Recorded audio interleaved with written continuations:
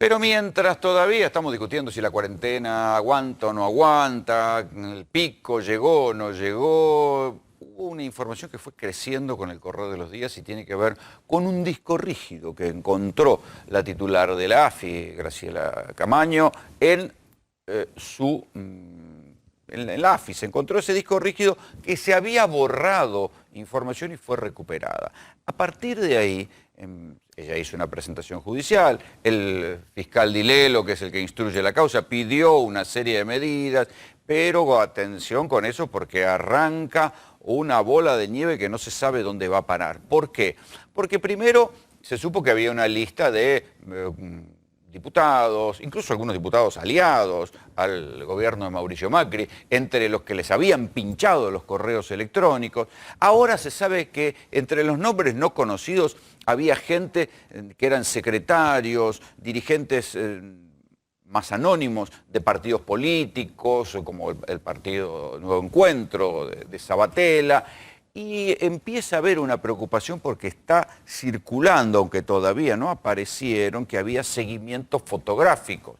Entre ellos uno que va a generar mucho escándalo cuando se compruebe y se conozcan las fotos, al nada menos que al jefe de gobierno de la Ciudad de Buenos Aires, Horacio Rodríguez Larreta. A ver, la AFI de Macri le hacía seguimientos con fotos a Rodríguez Larreta.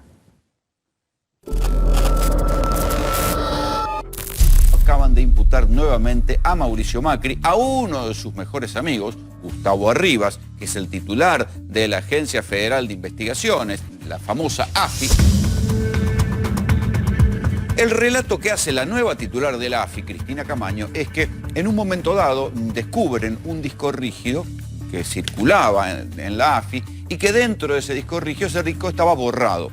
Sin embargo, estaba mal borrado.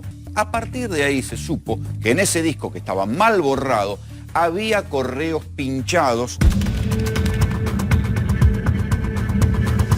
No había ninguna orden judicial y era una catarata de gente, diputados opositores, gente, la biógrafa de Macri, Gabriela Cerruti, Rodolfo Tagliado, un diputado que había denunciado muchas veces a los funcionarios de Macri, cantidad de gente que solamente estaban en esta lista. No se sabe si en otras computadoras había otra gente a la cual le habían pinchado los correos.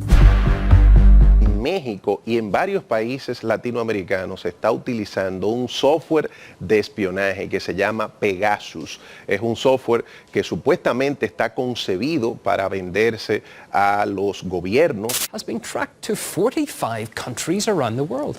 Researchers think the tool designed to track criminals is being misused by governments to snoop on innocent civilians. ¿Quién lo contrata? Tiene que pagar a la empresa $77,000 por cada instalación exitosa. WhatsApp, así es, la aplicación con la que todos nos mensajeamos, ha levantado una demanda en contra de NSO Group, los dueños del malware Pegasus, por una serie de ataques de espionaje a 1,400 objetivos en 20 países que se llevaron a cabo durante 2019. ¿Cómo actúa Pegasus? Lo primero que hace es enviar un mensaje SMS al teléfono inteligente de la persona que se quiere espiar. El texto busca engañar a la víctima para que la víctima le dé un clic y acceda a un enlace externo. Accede a las cámaras, los micrófonos, al GPS, a los chats de mensajería, a los correos electrónicos, a las fotos, a los mails, a todo puede meterse el famoso Pegasus. Fue creado por NSO Group para espiar a criminales y o a terroristas.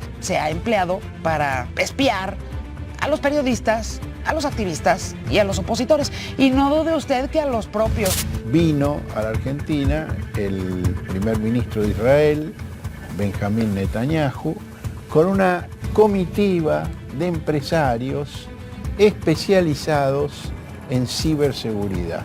Entre ellas una que se llama NSO Group, que tiene un software que le vendió al gobierno argentino que se llama Pegasus.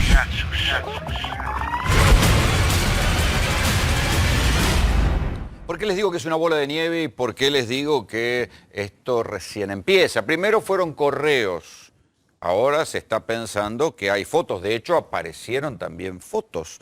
Y entonces la pregunta siguiente es ¿dónde está el Pegasus? Porque los correos electrónicos ya se sabe, eran un poco vintage, todo el mundo sabe desde hace décadas, de por lo menos 10 años, que los correos electrónicos te los pinchan. El primer gran caso de pinchadura de correos electrónicos fue por allá, por el año 2008. Incluso fue víctima el propio jefe de gabinete, Alberto Fernández, en una causa que instruyó Sandra Arroyo Salgado, pero que después la propia Arroyo Salgado dejó caer, inexplicablemente, una vez que ya había procesado a una cantidad de personas. Lo increíble de todo este caso es que las fuentes de inteligencia todas dicen que el gobierno de Macri utilizó el sistema Pegasus para pinchar los WhatsApp. Sin embargo, cuando llegaron a la AFI, el Pegasus había desaparecido porque el sistema Pegasus era ilegal en la Argentina, no estaba homologado. De hecho, no aparecen las pinchaduras de WhatsApp en las causas judiciales, ¿sí? Pero se utilizaba para hacer inteligencia. Lo tengo en línea Leopoldo Moró, es diputado y es titular de la Comisión de Inteligencia, que está teniendo mucho trabajo en estos días de coronavirus. Pese al coronavirus, la cuestión de la inteligencia se está discutiendo mucho. Leopoldo Graña le habla, ¿cómo le va? ¿Qué tal, Rolando? Bien, un gusto en escucharlo. Bien, ¿cuál es la reacción o se está discutiendo en la Comisión de Inteligencia esta denuncia de la titular de la AFI que está instruyendo el juez Dilelo? Mirá, el fiscal Dilelo, perdón. Sí. Vos decías que tengo mucho trabajo, te quiero decir que voy a tener muchísimo más en las próximas semanas. Estamos trabajando esto, nos reunimos el miércoles pasado. En realidad, esto es la punta de un iceberg. La reunión del miércoles pasado también trató un tema sumamente grave, que cada día tiene más solidez desde el punto de vista de las pruebas, que es una vinculación de agentes o exagentes, en este caso de la AFI, con una banda de narcotraficantes cuyos cabecillas están detenidos ya hace aproximadamente 30 días, que fueron utilizados como sicarios para llevar adelante contra un exfuncionario de Cambiemos, paradójicamente, una campaña de hostigamiento que culminó con la colocación de una bomba en la puerta del edificio donde esta persona habitaba. ¿Y se utilizaron miembros de una banda de narcos? Sí, una banda de narcos se los utilizó para conseguir el material explosivo y armar la bomba, porque uno de ellos aparentemente se especializa en ese tipo de actividad, y de acuerdo a lo que dijeron estos narcos, que está siendo corroborado por una investigación judicial, porque ya han aparecido otros elementos, como por ejemplo la identificación de los agentes de la AFI que se comunicaron con los narcos, y también en un teléfono que fue adoptado en un allanamiento de otro miembro de la AFI, que incluso tenía la foto de la bomba 4 días antes de que la pusieran, el miembro de la AFI. Está dando como resultado una investigación muy sólida. Vos te imaginarás que esto es de una gravedad inusitada, porque no estamos hablando de actividades criminales que pueden a veces conectar a las fuerzas de seguridad con grupos narcos. Estamos hablando de la Agencia de Inteligencia de la Argentina, que dependía directamente del presidente de la Nación. Bueno, a eso voy. ¿Por qué pensar que es algo que depende, que es una instrucción política, y no pensar que es alguna gente que se cortó por la libre? La Argentina está llena de casos ¿te acordás de Guglielminetti? También era un señor que se cortó por la suya dentro de la propia CIDE. Porque estamos descubriendo un funcionamiento sistémico de un espionaje que no tiene precedentes en ningún gobierno democrático de la historia argentina. Hubo un intento de un grupo mafioso de apropiarse de la democracia en la Argentina. Y esto que te estoy diciendo o que te estoy relatando, reitero, es apenas una pieza de un mundo mucho más amplio, donde incluso excede lo que ya conocimos de D'Alessio y compañía, que era también un grupito paraestatal, por decirlo de alguna manera, donde había también agentes de la AFI y otros que sí, no. Porque en el caso de D'Alessio nunca se terminó de comprobar si era un orgánico o no era un orgánico de la AFI, si reportaba por la libre o reportaba de manera orgánica. En el caso... Perdóname, Rolando, en el grupo de D'Alessio había orgánicos de la AFI, por ejemplo, sí. Barreiro, que está detenido, y había gente que se había ido unos meses antes de la AFI, como el comisario Bogoliuk. No sabemos si se fue precisamente para salir del escrutinio público o del escrutinio parlamentario, pero también sabemos los nombres de las personas que monitoreaban desde la AFI al grupo de D'Alessio. Pero acá es mucho más grave, porque todos los que están involucrados, te digo que a esta altura no deben ser menos de 15 agentes de la AFI, actuaban orgánicamente en la AFI. Claro, eran todos personal de la AFI blanqueado, por decirlo de alguna manera, personal orgánico de la AFI. ¿Cómo funciona la cuestión del secreto de Estado para los agentes de inteligencia hoy? ¿Pueden ir a declarar o no pueden declarar en sede judicial o si lo citan ustedes en la comisión investigadora? Bueno, sigue vigente la ley de inteligencia anterior que por supuesto le impide declarar si no son relevados del secreto. En este caso, la titular de la AFI ha sido delegada, mejor dicho, el presidente delegó en la titular de la AFI esa capacidad de liberar a los agentes del secreto cuando son convocados a sede judicial o de nuestra comisión. De hecho, ya ocurrió en el caso de 2 agentes que nosotros tenemos bajo investigación en la comisión, porque te quiero aclarar, a pesar de lo que dice hoy Santoro y Clarín en su afán de morigerar la situación de sus amigos los espías, la comisión el miércoles pasado abrió la investigación, lo que se llama el sumario de investigación, y designó los instructores, que son el diputado Tailade, precisamente vos lo mencionabas recién, el senador Doniate de Río Negro, y por la oposición, la minoría, el diputado Cristian Ritondo. Este proceso ya está iniciado. Leopoldo, te interrumpo, que te pido que te quedes, porque tengo aquí justamente en el piso a uno de los espiados, el exdiputado Carlos Castañeto. ¿Y te vas a presentar como particular damnificado? ¿O? Sí, me voy a presentar porque, como decía Leopoldo, es la punta de un iceberg. Y además que para reforzar un poco más lo que decía Leopoldo y buscando antecedentes, ya hay una causa con Canico Corral, claro, sobre los magistrados. También hubo un seguimiento hacia ex gobernadores con respecto a si viajaban, si no viajaban por migraciones. Y también digo, estas escuchas superan la ficción. Digo, acá no hablo a título personal, sino a título colectivo. Lo hemos hablado muchas veces con Leopoldo, que la realidad supera la ficción. Este gobierno va a quedar en la historia como que persiguió a todos. Sí, a ver, si persiguió a la hermana, vos decías anteriormente, Rolando, que persiguió al cuñado. Después dijo que el padre fue un mafioso, así que no creo que tanto Mauricio Macri como cierta parte de su equipo desconozca todo este accionar, porque también la expresidenta y actual vicepresidenta declaró que se haga una denuncia con respecto a la FIP por todos los cruces de información que hacían, es decir, que te buscaban, o si eras empresario por la FIP, si eras político por la AFI, si eras un ciudadano que alzaba la voz, te investigaban igual, porque fíjate. ¿Vos pensás que esto lleva a Macri directo?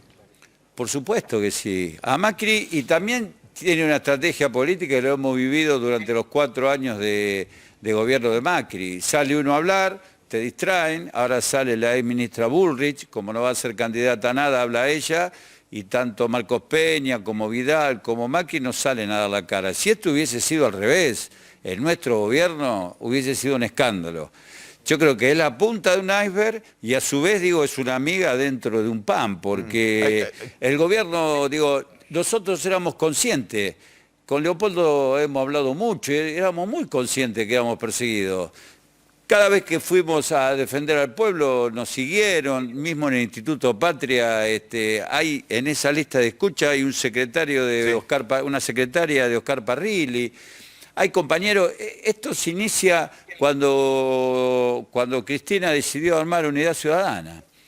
Hay gente de los 4 partidos que fueron los ejes de Unidad Ciudadana. Y después hay gente común, que a lo mejor entró al Patria un día para dar una charla o algo por el estilo y lo investigaron. Acordate del auto que estaba en la esquina del Patria. Leopoldo, ¿ustedes creen, o vos en lo particular, pensás que esto lleva directo a Macri a sabiendas o eran tipos que querían ser más papistas que el Papa y llevar la información a Macri, información selecta? No, mira, Rolando, te insisto, esto era un modelo sistémico. Yo te doy 2 minutos. A ver, ¿qué pasó acá?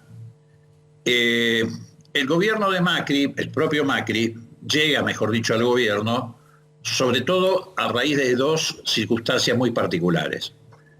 Gana la elección con un estrecho margen y hay dos hechos que le hacen ganar la elección. Uno fue el invento del asesinato de Nisman, algo que fundamentalmente fogoneó Paul Singer cuando estaba en pleno conflicto con el gobierno de Cristina Kirchner. Y lo otro, el cuento de que Cristina se había robado un PBI. Esto les dio resultado. Y como les dio resultado, decidieron seguir aplicando ese modelo para sostener el gobierno de Macri y para, bueno, desprestigiar, estigmatizar a la oposición, acorralarla, etc. Entonces instalaron este sistema, pero lo instalaron en la estructura del Estado. Entonces funcionó una mafia en la AFI que se conectaba con la mafia de la mesa judicial. Las mafias siempre tratan de pasar lo ilegal a lo legal. Cualquier película te lo relata. Entonces, la AFI llevaba adelante estas acciones ilegales, de ahí producía información, en muchos casos sirvió para guionar testigos falsos en causas o para quebrar personas como arrepentidos, etcétera. Y la mesa judicial, coordinada con la AFI, de donde salían los correos electrónicos para fijar día y hora de las reuniones de la mesa judicial, que también está... bueno, eso se vio en el guionado de Fariña. Por ejemplo, pero te digo, infinidad de cosas. Además, bueno, te voy a dar, por ejemplo, un dato suelto. No te voy a dar nombres, igual los vas a tener en pocos días más.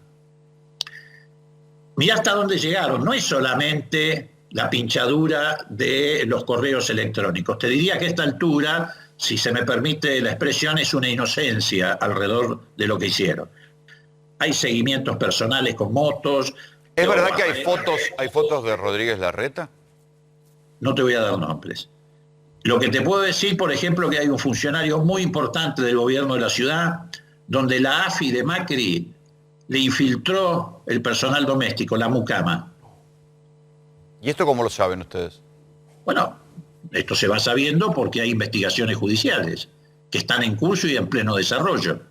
Vos fijate, vos ya lo sabés, y lo sabe todo el mundo, porque en estos días, ayer, hoy se publicó, ha habido procedimientos, allanamientos en casas de los exagentes, unos 15 exagentes de la AFI, ha habido allanamientos, eso vos también lo sabés claramente porque es una información pública, en lo que se denomina, mal denominado, servicio de inteligencia del Servicio Penitenciario Federal.